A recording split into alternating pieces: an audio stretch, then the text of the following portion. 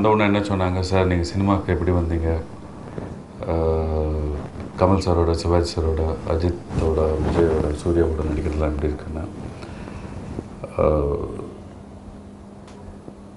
ப்ராக்டிக்கலாக சொல்லணும் அப்படின்னா யூனோ கிட்டத்தட்ட ஒரு 150-175 படங்கள் தமிழில் பண்ணிவிட்டு இப்போது ஒரு சமயமாக ஒரு 1.5 வருஷமாக வந்து மலையாளத்தில் படங்கள் பண்ணிக்கிட்டு இருக்கேன். 2010 சிறந்த நடிகருக்கான மாநில விருது அங்கே பெற்றேன். யுகபுருஷன் அப்படின்ற ஒரு படம், நாராயணகுரு பற்றின ஒரு பயோபிக். நாராயணகுரு யாருன்னு கேட்டிங்கன்னா, அவர் வந்து ஒரு பெரியாருடைய கான்டெம்பரரி, ஒரு அடித்தள மக்களுக்காக பாடுபட்டவர், போராடினவர். பட் இன்றைக்கும் வந்து நீங்கள் பார்த்தீங்கன்னா, நரேந்திர மோடி அவர்கள் வந்து அவருடைய கேரளாவில் நான் ஒரு மலையாள படம் ஷூட்டிங் நடக்கும்போது அங்கே வந்து பேசிட்டு இருந்தார். குஜராத், சண்டிகர், அதுக்கப்புறம் உத்தராகண்ட், இந்த மாதிரி இடத்துல வந்து இந்த நாராயணகுரு அப்படிங்கிற ஒருத்தரை பற்றின ஒரு பெரிய ஒரு விழிப்புணர்வு அங்கே இருக்குது. ஸோ அந்த ஒரு கதாபாத்திரம் பண்ணுறதுக்கான வாய்ப்பு எனக்கு கிடைச்சது. ஒரு நடிகனாக நான் 20 வருஷம் ஆகிடுச்சு சினிமாவில் வந்து. 20 வருஷமாக நடிகனாக நான் பண்ண படங்களில் சிறந்த படம் அப்படின்னு எதுன்னு கேட்டிங்கன்னா, அதாவது தமிழ் நடிகன், மலையாள நடிகன், அந்த ஒரு லாங்குவேஜ் பேரியர் இல்லாமல் பார்த்தீங்கன்னா ஐ வுட் சே நாராயணகுருன்ற படம் தான். ஏன்னா ஒரு பயோபிக், எப்படி ரஜினி சார் வந்து ராகவேந்திராவை நடித்தது வந்து அவருடைய சினிமா வாழ்க்கையில் ஒரு ரொம்ப முக்கியமான ஒரு படமாக இருக்கும். மற்ற படங்கள்லாம் it's good, I am not telling, but இது வந்து நமக்கு ஒரு ஆத்மார்த்தமான ஒரு நம்மளுக்கு க்ளோஸாக இருக்கக்கூடிய ஒரு கதாபாத்திரம். ஸோ இப்போ ஒரு 7-8 படங்கள் மலையாளத்தில் போயிட்டுருக்கு. தமிழில் வந்து வெற்றி செல்வன், வெற்றிவேல் முருகன் அப்படின்னு படங்கள் போயிட்டுருக்குங்க. ரொம்ப ஃப்ராங்காக சொல்லணும்னா இங்கே அவ்வளோ பெரிய கதாபாத்திரங்கள் எனக்கு இப்போதைக்கு இல்லை. ஏன்னா அதே குடிகாரன், அதே ஆட்டோக்காரன், ஒரு ஏழை அப்பா, இந்த மாதிரி வருது. ஸோ எனக்கு அங்கே வந்து கெட் சேலஞ்சிங் ரோல்ஸ் கிடைக்குது. அங்கே சமீபமாக ஒரு படமும் பண்ண, மேல் விலாசம்னு ஒரு படம். ஒட்டுமொத்த படமே வந்து ஒரே ஒரு சீன் தான் படமே. அதில் ஃபைட்டர்ஸ் கிடையாது, நோ சண்டை காட்சிகள் கிடையாது, பாட்டுகள் கிடையாது, லேடிஸே சுத்தமாக இல்லை படத்தில். அந்த படத்துக்கான சிறந்த விருது கொரியன் ஃபிலிம் ஃபெஸ்டிவல் பூசானில் கிடச்சிது. ஸோ இந்த மாதிரி ஒரு நடிகனாக வந்து குணச்சித்திர நடிகர்களுக்கே ஒரு அட்வான்டேஜ் என்னன்னு நான் சொல்லுவேன்னா, இது நானாகட்டும், என் கூட படித்த நாசராகட்டும், இல்லை மறைந்து போன ரகுவரன் ஆகட்டும், நாங்கள் 3 பேரும் கிளாஸ்மேட்ஸாக இருந்தோம் ஃபிலிம் இன்ஸ்டியூட்டில். We have very broad opening, whether it is தெலுங்குவோ மலையாளமோ. கன்னடத்தில் இப்போ ஒரு படம் பண்ணேன், ஜன்மான்னு சொல்லிட்டு ஒரு படம், நானும் சித்தாரா அவங்களும். ஸோ அதனால் நாங்கள் வந்து எங்களை வந்து ஒரு லாங்குவேஜுக்குள்ளேயே வந்து கர்டைல் பண்ணிக்கிறதோ அப்படிங்கிறது வந்து இட் டசன்ட் ஹேப்பன் சம்டைம்ஸ். ஏன்னா அன்ஃபார்ச்சுனேட்லி நம்ம சினிமாவில் வந்து, எஸ்பெஷலி தமிழ் சினிமாவில் வந்து, ஒருத்தன் குடிகாரனாக வந்தானா அவனுக்கு நிறைய படம் குடிகாரனாக வரும். அதே மாதிரி போலீஸ் வேஷம் போட்டானா கிட்டத்தட்ட ஒரு 40-50 படம் போலீஸ் வேஷமாக போடுவாங்க.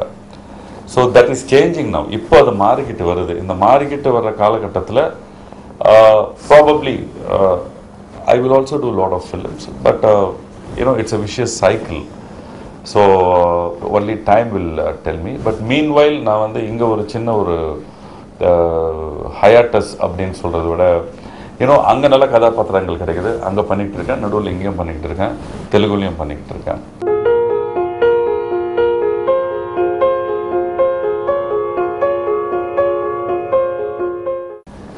ஸோ குறிப்பிட்டு சொல்லக்கூடிய படங்கள் என்னுடைய வாழ்க்கையில்னு பார்த்தீங்கன்னா, தலைவாசல் உங்களுக்கே தெரியும், ஆனந்த், எஸ்பி பாலசுப்ரமணியம் சார், நெப்போலியன் அவர்கள் நடித்த படம். அதில் கானா பாபுன்ற ஒரு கதாபாத்திரத்தில் நான் நடித்தேன். எனக்கும் கானா பாட்டுக்கும் எந்த சம்மந்தமுமே கிடையாது. பட் அந்த கேரக்டர் வந்து உங்கள் எல்லாருக்குமே தெரிஞ்சிருக்கும். காலேஜிலேருந்து வெளியே போயிட்டு வேலை இல்லாமல் ஃபெயில் ஆகிட்டு காலேஜுக்குள்ளே இருக்கிற பசங்களை கெடுக்கிறத ஒரு கேரக்டர். அது கஞ்சா கொடுக்கறது, பொண்ணுங்கிட்ட கூட்டு போகிறது, தண்ணி வாங்கி கொடுக்குறது, இந்த மாதிரி ஒரு கேரக்டர். ஸோ அது ஒரு பெரிய ஹிட் ஆச்சு அந்த ஒரு படம், அந்த ஒரு கதாபாத்திரம். அதனால நிறைய பேர் என்னை வந்து என்னுடைய உண்மையான பேர் கானா பாபுன்னு தான் நினச்சிட்ருக்காங்க. பட் எனக்கும் கானாக்கு எந்த சம்மந்தமே கிடையாது. ஏன்னா நான் basically I did my degree முடிச்சுட்டு, ஃபிலிம் டெக் முடிச்சுட்டு, கேட்ரிங்கை முடித்தேன். கேட்ரிங் முடிச்சுட்டு அப்போலோ ஹாஸ்பிட்டலில் I was working as a marketing manager. Thalaivasal பண்ணுறதுக்கு முன்னாடி, நீலாமலை பண்ணுறதுக்கு முன்னாடி.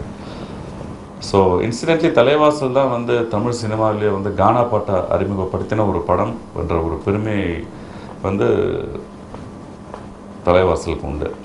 ஸோ அந்த வகையில் சரி ஓகே, முதல் தமிழ் சினிமாவில் வந்து கானா பாட்டு வந்து பாடினது வந்து நான் தான் அப்படின்னும் போது, அதாவது உதட சேர்ச்சது, அதில் ஒரு சந்தோஷம். 100 வருட சினிமா செலிப்ரேட் பண்ணிகிட்டு இருக்கோம். அதில் என்னுடைய பங்கு ஒரு பாயிண்ட் மைக்ரோ லெவல் ஏதோ ஒன்று இருக்கணும் போது நிஜமாக சந்தோஷமாக இருக்குது. அது ஆணித்தரமாக வந்து நம்ம வந்து ஒரு நடிகனாக என்னை அறிமுகப்படுத்தியது, என்னை வேறு ஒரு பரிமாணத்தில் என்னை வந்து காட்டியது வந்து தேவர் மகன் சொல்லலாம். ஏன்னா என்னுடைய 3வது படம் சிவாஜி சாரோட, கமல் சாரோட, ரேவதி, பிசி ஸ்ரீராம் சார், ஒரு பெரிய ஒரு proven stars in their field. அந்த தேவர் மகன் பண்ணும்போது பார்த்தீங்கன்னா PC Sreeram sir was you know the one and the only PC Sreeram. அந்த மாதிரி சிவாஜி சார் சொல்ல தேவையில்லை, Kamal sir. So that was a landmark film for me. ஏன்னா வந்து எனக்கு நான் மறக்க மாட்டேன் கண்டிப்பாக. இது உங்களுக்கே தெரிஞ்சிருக்கும் நிறைய பேருக்கு.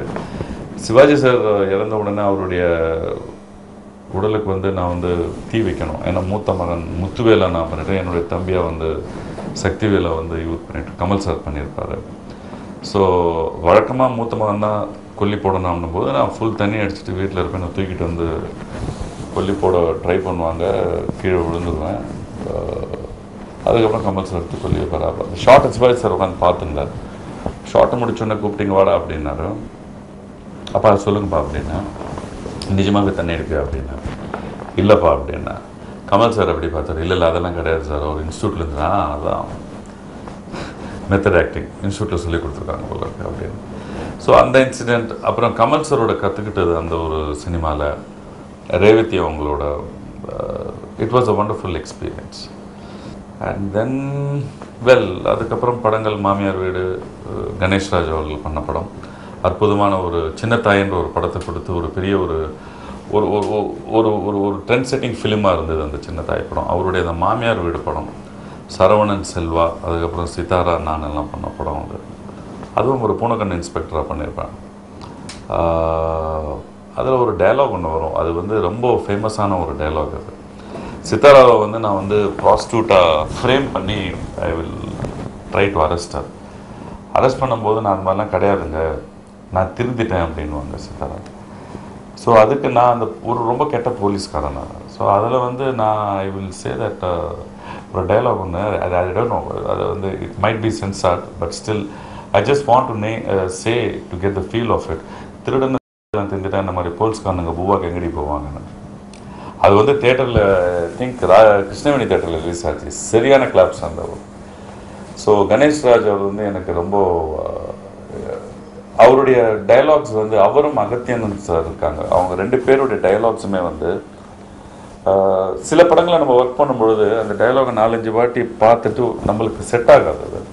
ஆனால் இவங்க 2 பேர், அகத்தியன் சார்னும் சரி கணேஷ்ராஜனும் சரி, ஒரு வாட்டி படிச்சிங்கன்னா போதும், அவ்வளோதான். அந்த சிச்சுவேஷனில் போயிட்டு நான் அந்த டைலாக் தானாக வரும். நம்ம என்ன நினைக்கிறோமோ அது வந்து அவர் எழுதும்போது நான் ஒரு வாட்டி கேட்டேன் அவரை, சார் இது கரெக்டாக அப்படியே உட்காரு சார் டைலாக்னு சொல்லுவேன். இல்லை அது வந்து நாங்கள் வந்து கதாபாத்திரங்கள் எழுதும்போதே தலைவாசல் விஜயை பேசினும் போது நீங்கள் என்ன பண்ணியிருக்கீங்க, உங்களுக்கு எது சூட் ஆகும், உங்களுக்கு எந்த வார்த்தைகள் வந்து கம்ஃபர்டபுளாக இருக்கும்ன்ற ஒரு சின்ன ஒரு தாட்டில் எழுதுவோம் சார், அது 90% ஒர்க் அவுட் ஆகிடுது அப்படின்வாங்க. So that was a good film மாமியார் வீடு.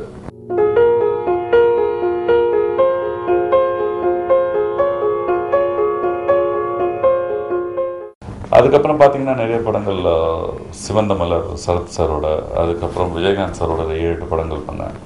அதில் குறிப்பிட்டு சொல்லணும்னா வல்லரசு, தென் another ஃபிலிம் அந்த சீரீஸில் வந்த படம் நரசிம்மா.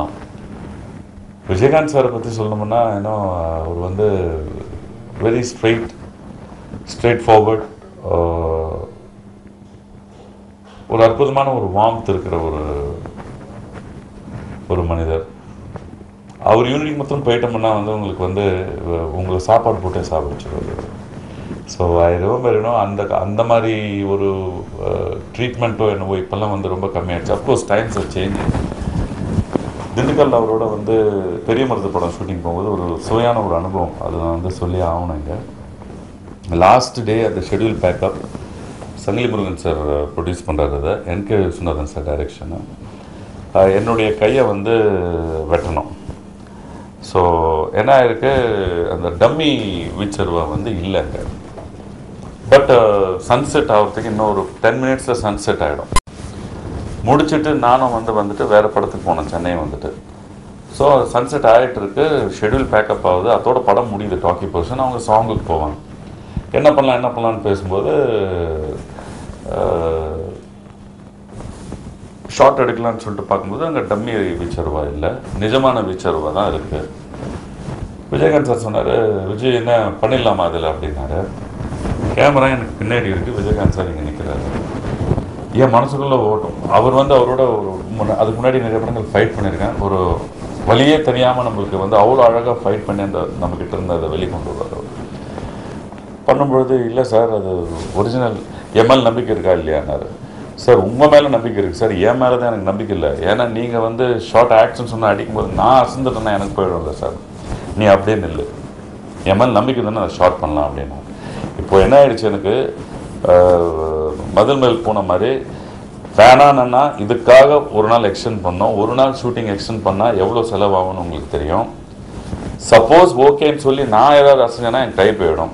இப்போ இது 2 இதில் நான் திங்க் பண்ணும்போது எனக்கு ஒரே ஒரு டெசிஷன் மாத்திரம் எடுக்கும்போது, சரி ஒரு வேலை இப்படி போயிடுச்சுன்னா, கை எதாவது ஆகிடுச்சுன்னா, விஜயகாந்த் சார் பெரிய ஹீரோ, சரி ஒரு 5 லட்சமோ 10 லட்சமோ கொடுப்பாரு, ஒரு 2 வருஷம் 3 வருஷத்துக்கு இது செட் பண்ணிட்டு அப்புறம் வரலான்ற மைண்டில் தான் போச்சுங்க சத்தியமாக.